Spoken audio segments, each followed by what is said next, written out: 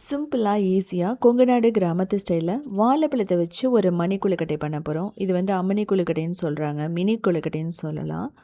இது வந்து குழந்தைகளுக்கு ஒரு பர்ஃபெக்டான ஈவினிங் ஸ்நாக்ஸ்ன்னு சொல்லலாம். அது மட்டும் இல்லாமல் ஸ்கூலுக்கு நீங்கள் கொடுத்து விடலாம். இதுக்கு வந்து ஒரு 2 நேந்திரம்பழம் எடுத்துகிட்டு இதை வந்து ஒரு 5 நிமிஷம் வேக வச்சுக்கலாம். வேக வைக்கும்போது உங்களுக்கு இந்த மாதிரி சாஃப்டாக வந்துடும். சூடாக இருக்கும்போதே அதனோட தோலை வந்து நம்ம ரிமூவ் பண்ணிடணும். இல்லை நீங்கள் ரிமூவ் பண்ணிவிட்டு கூட வேக வைக்கலாம்.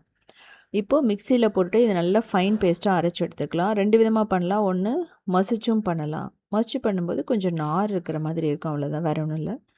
இது வந்து ஒரிஜினல் எல்லோ கலரில் இருக்கும். இப்போது 1 கப் வந்து அரிசி மாவு போடுறோம். அதுக்கப்புறம் தேங்காய், ஏலக்காய் பொடி இதெல்லாம் போட்டு நல்லா மிக்ஸ் பண்ணுறோம். இதுலேயே வந்து பார்த்திங்கன்னா பாதாம், பிஸ்தா, முந்திரி, அதுக்கப்புறம் ரெய்சின் போடலாம். எல்லாமே ரொம்ப சூப்பராக இருக்கும். நிலக்கடலையை வறுத்து பொடி பண்ணி போடலாம். ஸோ தேவைப்படுதுன்னா ஒரு 3 டேபிள் ஸ்பூன் நாட்டு சர்க்கரை சேர்த்துக்கணும். நாட்டு சர்க்கரை சேர்த்துட்டு நல்லா மிக்ஸ் பண்ணுங்கள். ஏன்னா வாழைப்பழத்துலேயே அந்த ஸ்வீட்னஸ் இருக்கும். ஸோ அதனால் ரொம்ப சேர்க்கணும்னு அவசியம் இல்லை. நீங்கள் பிரேக்ஃபாஸ்ட் டின்னராக கூட எடுத்துக்கலாம்.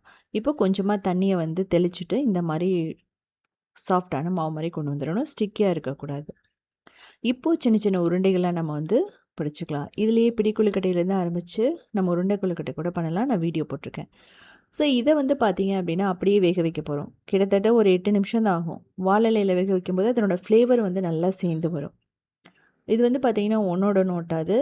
இது ரெடி பண்ணிவிட்டு நீங்கள் பால் கொழுக்கட்டை மாதிரி பாலில் போடலாம். இல்லை அப்படின்னா தேங்காய் பாலில் வந்து போட்டுட்டு அதுக்கப்புறம் நாட்டு சர்க்கரை போட்டு சாப்பிட்லாம். ரொம்ப சூப்பராக இருக்கும். ஸோ பெர்ஃபெக்டாக ரெடி ஆகிடுச்சு. இது வந்து மார்னிங்லேருந்து நைட்டு வரைக்கும் உங்களுக்கு பஞ்சு போல் இருக்கும். எல்லா ஃபெஸ்டிவலுக்குமே செய்யலாம். கணேஷ் சதுர்த்தி கூட நீங்கள் செய்யலாம். இதே மாதிரி சிம்பிளான யூனிக்கான ரெசிபிஸ் வேணும்னா நீங்கள் உத்தமி கிச்சனை ஃபாலோ பண்ணலாம். கிரியேட்டிவ் வேர்ல்டுன்னு இன்னொரு சேனல் இருக்குது. அதுலேயுமே 2000 ரெசிபிஸ் இருக்குது.